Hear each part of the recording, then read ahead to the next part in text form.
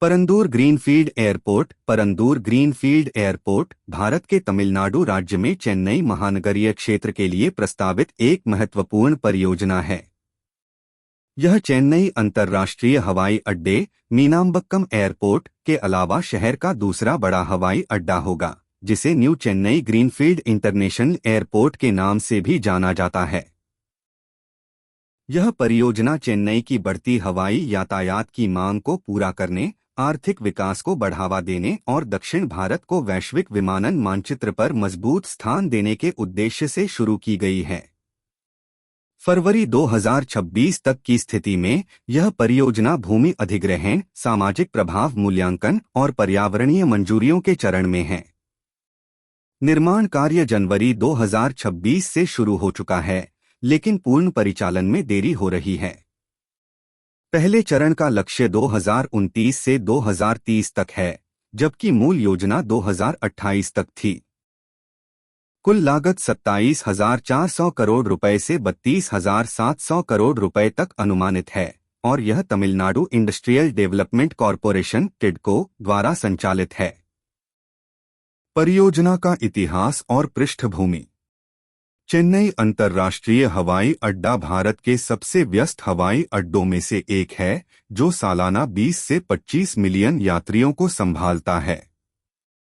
लेकिन तेजी से बढ़ते यातायात, शहरीकरण और औद्योगिक विकास के कारण मौजूदा हवाई अड्डे की क्षमता सीमित हो गई है। 2018 में मौजूदा हवाई अड्डे के विस्तार की योजना बनी, लेकिन लंबे समय से ग्रीनफील्ड एयरपोर्ट की आवश्यकता महसूस की जा रही थी। 2022 में तमिलनाडु सरकार ने परंदूर को अंतिम स्थान के रूप में चुना।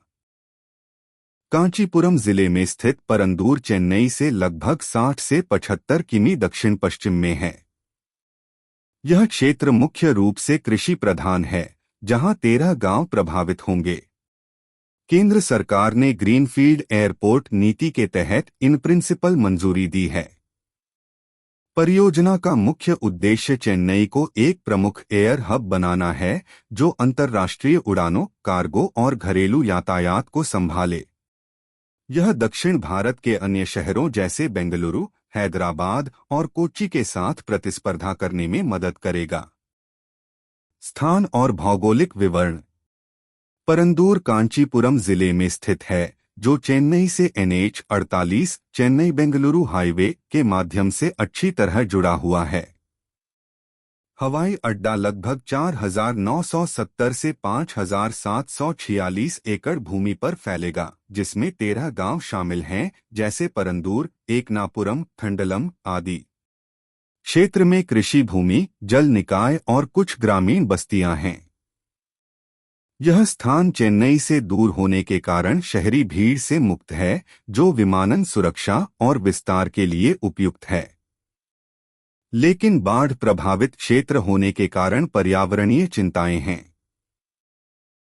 हाल ही में एक अध्ययन में चेतावनी दी गई है कि एयरपोर्ट बनने से चेन्नई में अड्यार और कूम नदियों में अतिरिक्त 10,000 से 12,000 क्यूसेक बाढ़ का पानी आ सकता है, जिससे शहर में बाढ़ का खतरा बढ़ सकता है। परियोजना की मुख्य विशेषताएं और क्षमता। परंदूर एयरपोर्ट को चरणबद्ध तरीके से विकसित किया जाएगा। प्रथम चरण फेज 1 उदास स्माइली 20 से 35 मिलियन यात्रियों की क्षमता। 2 रनवे, एक 3.8 किलोमीटर लंबा, एक टर्मिनल, 62,500 वर्ग मीटर, कार्गो सुविधाएं। लागत लगभग 11,445 रुपए करोड़। अंतिम चरण कुल 100 मिलियन यात्रियों, 10 करोड़ की क्षमता तक विस्तार, कई terminal, 3 runway, aerocity, logistics park और होटल। अन्य सुविधाएं, आधुनिक terminal, air traffic control, fuel farm, multi modal transport hub.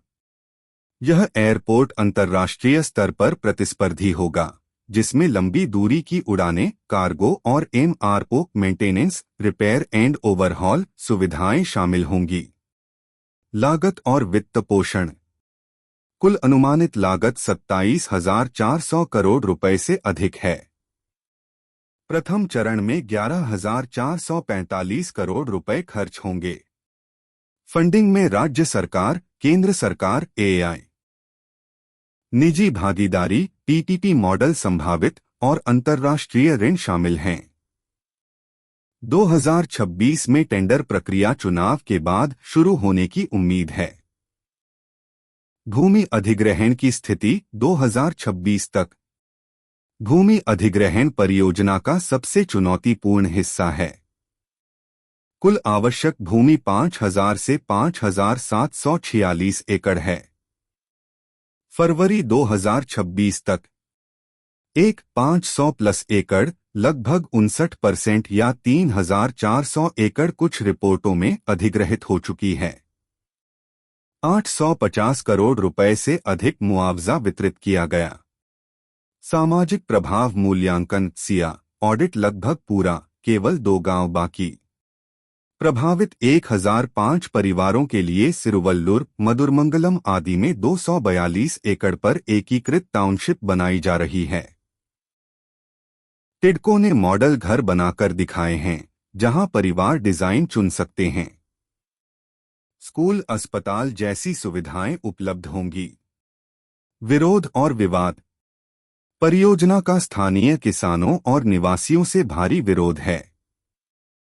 मुख्य कारण: कृषि भूमि का नुकसान, आजीविका पर असर, पर्यावरणीय प्रभाव, बाढ़, जल निकायों का विनाश। 2024 से विरोध प्रदर्शन, गिरफ्तारियां, अदालती मामले। टीवी के जैसे राजनीतिक दल और पर्यावरण संगठन विरोध में सक्रिय। कुछ रिपोर्टों में कहा गया है कि 772 दिनों से अधिक समय से विरोध जारी है। सरकार का कहना है कि मुआवजा उचित है और पुनर्वास योजना मजबूत है, लेकिन विरोध जारी है। कनेक्टिविटी और बुनियादी ढांचा। एयरपोर्ट को चेन्नई से जोड़ने के लिए चेन्नई मेट्रो की येलो लाइन, लाइन 4 का विस्तार पूनमल्ली से परंदूर तक, लागत 10,712 करोड़ रुपए प्रस्तावित। मौजूदा एयरपोर्ट से पूनमल्ली तक metro connection, NH-48, Bengaluru expressway और अन्य सड़कें, रेल और बस कनेक्टिविटी की योजना। यह क्षेत्र श्रीपेरम्बुदूर और गादम इंडस्ट्रियल कॉरिडोर के पास है, जो रियल एस्टेट और निवेश को बढ़ावा देगा। आर्थिक प्रभाव और real estate boom. Parandur airport Chennai को वैश्विक हब बनाने में मदद करेगा। अनुमान: 50,000 प्लस रोजगार सृजन। Aerospace, logistics, manufacturing cluster. Real estate में 20 से 60% मूल्य वृद्धि 2025 से 26 में। श्रीपेरम्बुदूर और गादम में प्लॉट्स पर 2x, 7x रिटर्न की संभावना। यह तमिलनाडु की अर्थव्यवस्था को $1 ट्रिलियन स्तर तक ले जाने में योगदान देगा। समयरेखा और चुनौतियां। जनवरी 2026 ग्राउंडवर्क शुरू।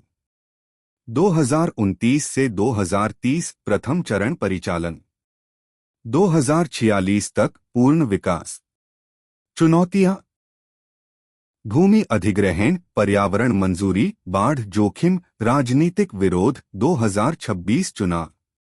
निष्कर्ष: परंदूर ग्रीनफील्ड एयरपोर्ट चेन्नई और तमिलनाडु के लिए एक महत्वाकांक्षी परियोजना है, जो आर्थिक विकास, बेहतर कनेक्टिविटी और वैश्विक स्थिति लाएगी।